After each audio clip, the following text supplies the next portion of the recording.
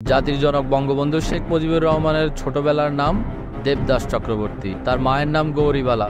গৌরীবালা নামের এক হিন্দু মায়ের গর্ভে জন্ম তার। এমনই এক চাঞ্চল্যকর তথ্য নথি হাতে এসেছে আমাদের। এটি লক্ষ্য করলে যা দেখা যায়, এটি সংগ্রহ করেছে সনাতন নাগরিক নামে একটি সংঘ, যার শিরোনাম শেখ মুজিবুর রহমানের জন্ম এবং সঠিক ইতিহাস।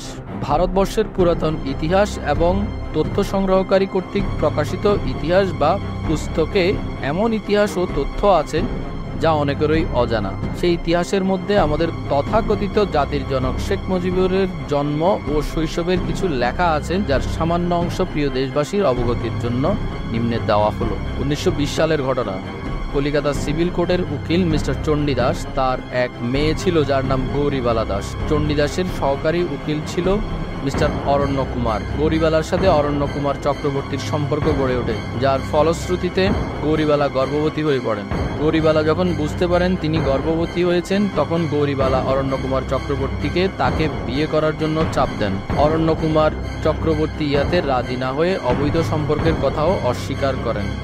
এদিকে চণ্ডীদাস বিষয়টি জানার পর চিন্তিত হয়ে পড়েন। এরই মধ্যে গৌরীবালা একটি পুত্র সন্তান জন্ম দেন, যার নাম রাখা হয় দেবদাস চক্রবর্তী।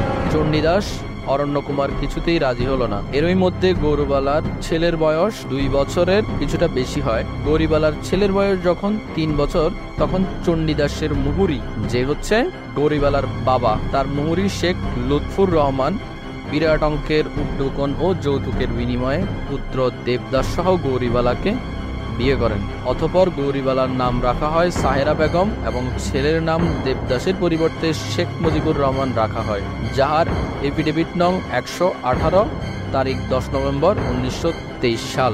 এই বিষয়টি সাক্ষী হিসেবে আছে কলকাতা সিভিল কোর্টে সাক্ষী হিসেবে আছে জনাব আব্দুর রহমান সাফায়াত, কোর্ট দারোগা কলিকাতা, থানা ও গ্রাম ভান্ডারিয়া, সাবেক জেলা বরিশাল। 2 নম্বর সাক্ষী হিসেবে আছে শ্রী অনিল কুমার, কোর্ট দারোগা কলিকাতা, থানা ও জেলা বরিশাল, সাবেক জেলা বরিশাল।